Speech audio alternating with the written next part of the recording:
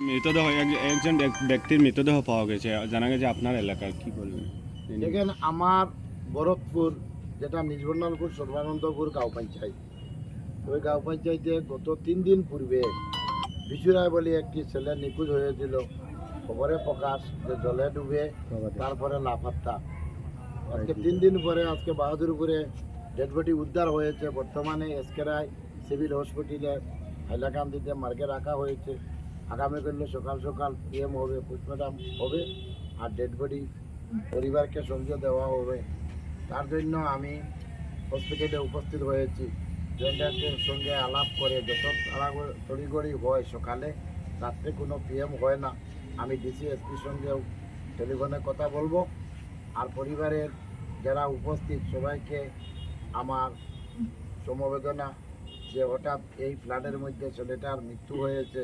অসহায় পরিবারের, হয়তো তার স্ত্রী, ছেলে, মেয়ে সবাই চিন্তিত। আজকে ডেড বডি উদ্ধার হয়েছে।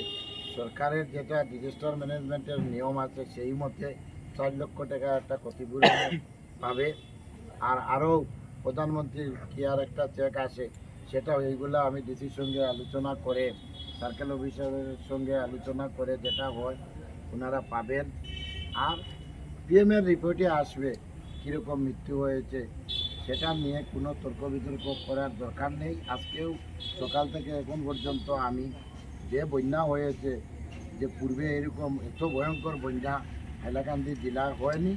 3টা সমষ্টি পুরানো, বর্তমান 2টা হাইলাকান্দি ও আলগাপুর কাটলিচড়া, দুটার প্রত্যেক পরিবার প্রায় 80-90% এরিয়া জলমগ্ন।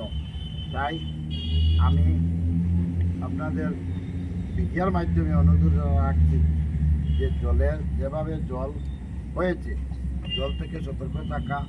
নৌকা বা এসডিআরএফের মানুষ আছে।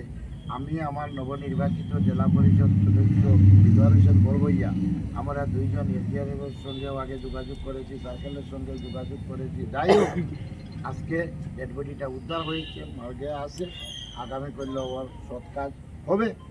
এই কথাগুলা আমি আপনাদের সম্মুখে তুলে ধরি।